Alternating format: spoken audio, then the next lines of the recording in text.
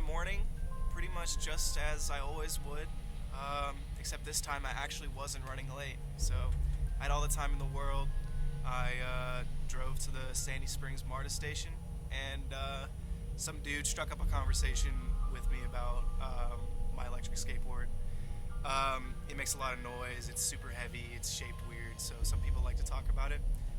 He asked me like how fast it goes, and I told him it goes like 20 miles per hour, like on a flat surface. And I remember him specifically mentioning to me, he said, it's like 20 miles per hour, it's pretty fast. I was like, yeah, like I mean I could probably get that like on a regular skateboard, but he said if you fall at 20, like you could probably, break a bone or something like that.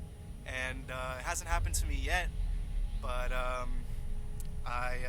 little did I know after boarding the train that I would have another run-in falling off my skateboard.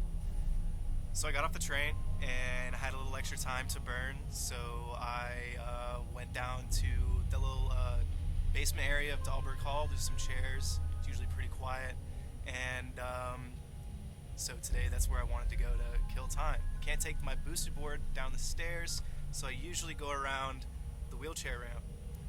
Today people were walking from the parking deck to the wheelchair ramp, so I decided to go a little faster and try to beat them before they made it to the ramp. So I was riding down the wheelchair ramp and pretty much had my vision laser focused on the gap between the people leaving the parking deck and where I could make it with my boosted board. As I increased the throttle, I realized that I probably wasn't going to make the turn, the bend before the exit of the wheelchair ramp, and that's when my front left wheel clipped the wall, stopped my board, and flew me forward.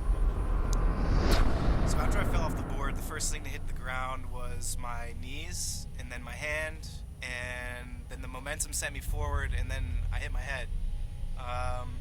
I went inside to go sit down and check out what happened.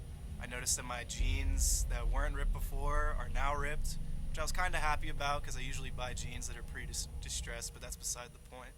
I noticed that my knee was bleeding, like 2 inches down past the hole. My hand was bleeding, and I went and touched the knot, or was expecting to find a knot in my head, and instead was just pulling out pieces of my hair that had been pulled out from the concrete when I had rolled over my head. So I tried to call the University Health Center. They didn't pick up, and I wasn't too thrilled about that. So I got back on the boosted, went to the student center, found out where the clinic is, and rode to the clinic. And that's where I was delighted to find out that the wait was actually very short. And they brought me in, they freaking sprayed me down with saline solution, then put antibiotic ointment on me, and we were fine. They bandaged me up, I got a note from my class, and that's how I was late to class.